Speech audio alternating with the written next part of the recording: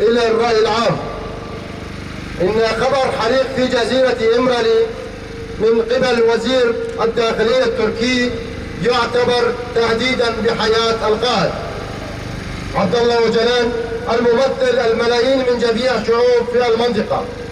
ومن المعلوم لدى جميع أن القائد عبد الله أوجلان اعتقل في سجن جزيرة إمرالي منذ 15 شباط 1999 بمؤامرة دولية، وحاليا في ظروف صعبة للغاية وتجريد من العالم الخارجي، ومنذ سنوات عديدة لم يلتقي بمحاميه بشكل مناسب، ومعاملة الدولة التركية بعيد كل البعد من مقاييس الأخلاقية والقانونية.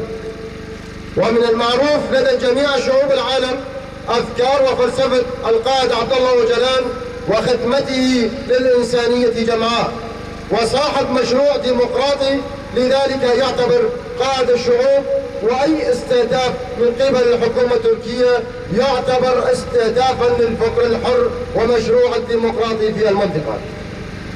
نحن كالحزب الاتحاد الديمقراطي بيدا نعتبر هذا الحريق والتهديد ضد جميع شعوب المنطقة، وليعلم الجميع أن هذه التهديدات وهجوم التركي على قائد عبد الله أوجلان سيرد الرد المناسب من جميع الشعوب في المنطقة والعالم.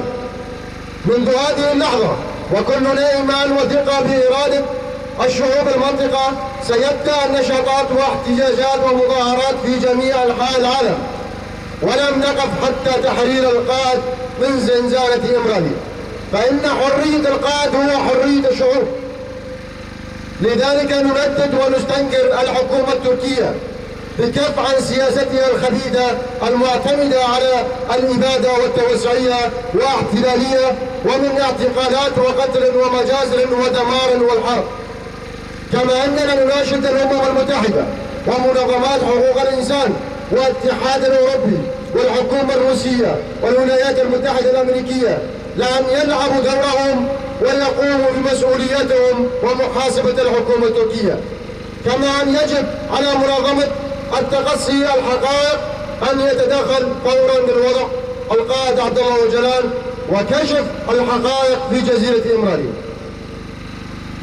نحن كالشعوب في شمال وشرق سوريا سنكون يدا واحدا ضد جميع المؤامرات والمخططات التي تحاك ضدنا، ونعتبر القائد عبد الله أوجلان مناضلا أمميا وقائدا للشعوب، وبفضل وجهة نظره وأفكاره تحررنا من الإرهاب الداعشي ومن أفكاره المتطرفة، واستطعنا أن نؤسس إدارتنا الذاتية يمثل جميع الشعوب في شمال وشرق سوريا، حيث تطورت النموذج العيش المشترك وأخوة الشعوب. حرية القائد عبد الله أوجلان هو حريتنا. عاش القائد الشعوب القائد عبد الله أوجلان، عاشت نضال الشعوب في سبيل الحرية. حزب الاتحاد الديمقراطي بيدا، مقاطعة جريسبي، ولكم شكرا.